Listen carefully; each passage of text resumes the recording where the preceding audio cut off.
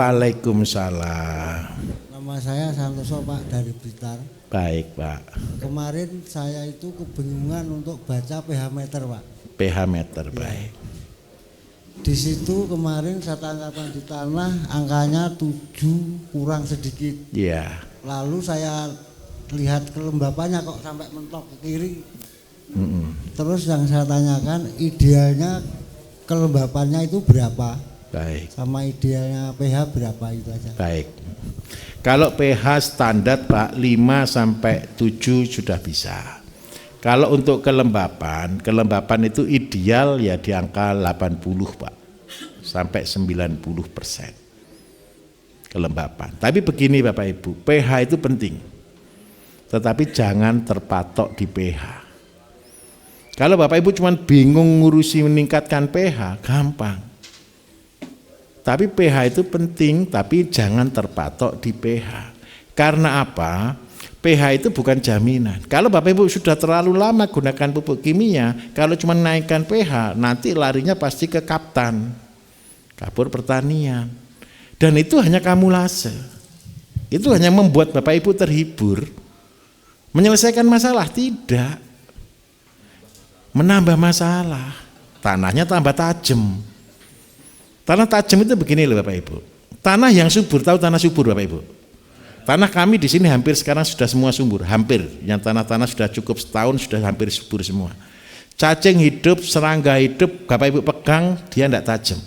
Tetapi kalau tanah yang pakai kimia, tanahnya tajam. Ketika dia kering itu sirpian, dia tajam. Nah, landep lah ya. Nah, caranya bagaimana? Tidak ada cara lain. Yang membuat tanah subur itu mikroba. Bakteri. Jadi kita buat pembenah tanah itu Bapak Ibu bukan dia nyangkul tanahnya, tapi dia mengurai zat-zat residu di dalam tanah, diolah dan jadi makanan supaya tanah itu terbuka. Sehingga apa? Tanpa disuruh pH-nya netral sendiri. Contoh, saya kasih contoh. Lahan gambut. Lahan gambut pH bisa 4. Bisa 3,5. Padahal minta maaf isinya ini semua kompos. Tapi ditanami ya tidak akan hidup wong pH-nya segitu. Tetapi ketika ini diurai maka kompos ini akan menjadi nutrisi dan pH secara otomatis terbuka. Ketika udara sudah masuk, bakteri hidup, terjadi proses. Dan itu membuat tanah menjadi gembur. Gemburnya tanah begini. Contoh, ketika kita berikan tanah yang padat begini, kemudian kita kasih pembenah tanah ini akan naik sekitar 1 cm. Dan dia akan mulai lembut, gembur di atas. Ya, ngongkrok ya, orang Jawa itu seperti itu. Nah, nanti lama tanah itu akan hidup. Bapak Ibu nanti kalau sudah lama betul di sektor organik, Bapak Ibu akan tahu tanahnya hidup gitu ya. Bukan tanah hidup jalan-jalan, bukan loh ya. Bahaya, tanah hidup itu hidup, ada kehidupan di dalamnya. Dan kehidupan itulah yang memberikan makanan bagi tumbuhan. Pupuk itu bukan makanan. Jadi kalau pupuk kimia memang itu adalah dikasih langsung diserap. Nah, yang menjadi makanan tanaman adalah hasil dari tanah, itu mineral dan sebagainya diulah oleh mikroba, kemudian itu menjadi makanan yang siap saji.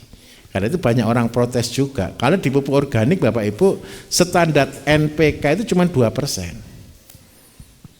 Banyak orang bandingkan, loh Pak kalau NPK Mutiara kan 16. Kalau pakai organik kok cuma 2 standarnya. 2% tapi terserap sempurna, itu lebih bagus dari 16% tidak terserap sempurna. Begitu ceritanya. Bisa dipahami Pak ya? Nanti usahakan begini, pakai indera ke-6 Pak. Indera ke-6 itu begini, setelah Bapak tahu tanahnya, Bapak masukkan jari, diangkat. Kalau ini masih penuh dengan tanah, itu berarti tanahnya masih lengket. Kalau tanah yang betul-betul bagus dimasukkan celuk, diangkat kayak oli. Lumpur padi Bapak Ibu, kalau sudah tanah itu sudah pakai pembenah tanah 1, 2 kali, 3 kali, Bapak Ibu menginjak ke situ kayak nginjak oli. Jadi kalis, tahu kalis ya? Rasanya itu beda, kayak buat adonan gitu loh Bapak Ibu. Saya juga punya pabrik roti, makanya saya juga pekerjaannya buat adonan gitu. Bisa gitu ya. Kalau tanahnya yang kering, dipegang gini remah gembur. Cek gini ndak padat, cek langsung hancur. Dingin ke tangan. Kalau mau jilat rasanya gurih.